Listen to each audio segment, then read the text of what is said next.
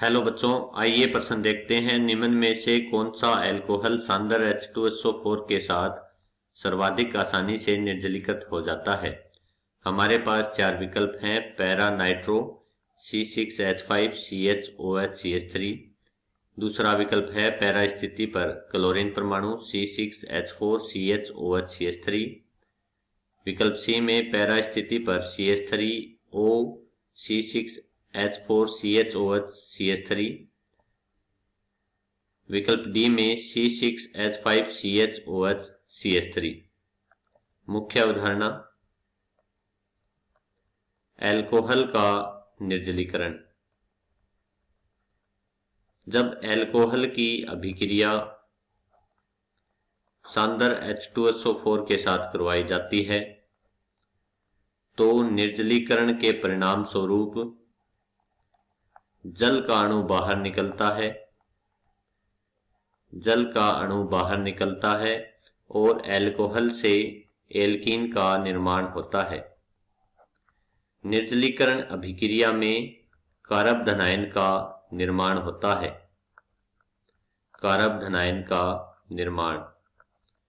और अभिक्रिया की क्रियाशीलता अर्थात निर्जलीकरण अभिक्रिया कितनी तेजी से संपन्न होती है, यह निर्भर करता है कि कारब धनायन का स्थायित्व कितना अधिक है। अर्थात निर्जलीकरण अभिक्रिया की क्रियाशीलता कारब धनायन के स्थायित्व पर निर्भर करती है और कारब धनायन का स्थायित्व +I+M प्रभाव के समानुपाती होता है।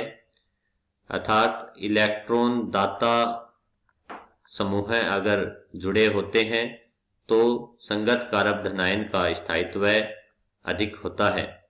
हमारे पास पहला विकल्प है पैरा स्थिति पर बेंजीन के पैरा स्थिति पर नाइट्रो समूह है और CHOHCH3 जुड़ा हुआ है। पहला यौगिक है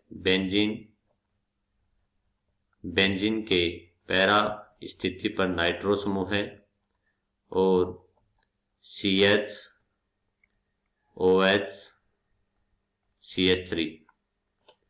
दूसरा यौगिक हमें दिया है पैरा स्थिति पर क्लोरीन जुड़ा हुआ है,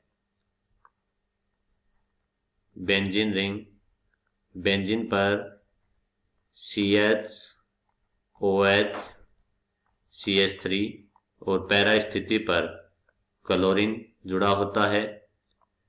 तीसरे यौगिक में हमें एक मेथोक्सी समूह जुड़ा होता है, मेथोक्सी समूह बेंजीन CHOHCH3 और यहां पर OCH3 समूह जुड़ा होता है। अगला यौगिक हमारे पास 4 नंबर यौगिक दिया गया है C6H5CHOHCH3।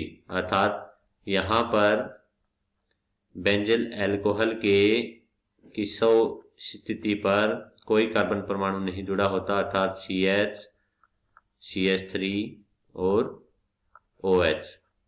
ये हमें 3-4 अल्कोहलिक यौगिक दिए गए हैं। इनकी अभिक्रिया हमें सांद्र H2SO4 के साथ जब करवाते हैं तो जल का अणु बाहर निकलता है। हाइड्रोक्सिल समूह के निकलने से एक कारब धनायन निर्मित होगा। यहाँ पर जो कारब धनायन निर्मित होता है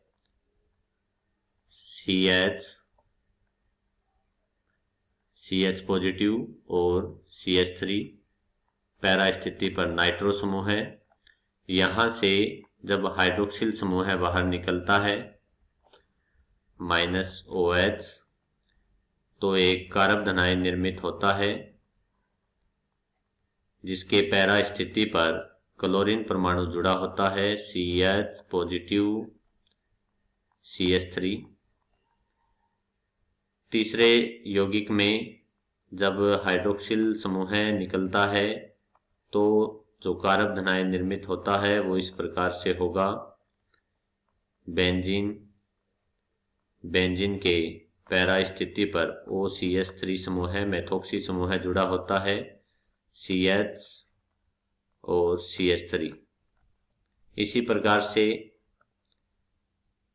अंतिम यौगिक में कारक धनायन का निर्माण होता है CH पॉजिटिव CH3। चूंकि कारक धनायन का स्थायित्व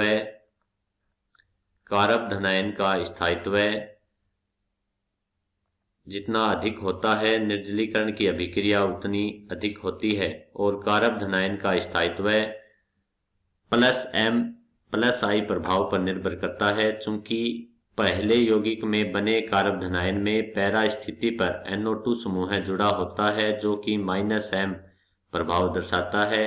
यह एक इलेक्ट्रॉन ग्राही होता है। इस वजह से यह बेंजीन रिंग से इलेक्ट्रॉन को अपनी तरफ खींच लेता है, इलेक्ट्रॉनों को अपनी तरफ खींचता है, जिससे कारक धनायन का स्थायित्व कम होता है। कारक धनायन का स्थायित्व जितना कम होगा, निर्जलीकरण अभिक्रिया भी उतनी कम होती है, निर्जलीकरण की दर भी कम होती है।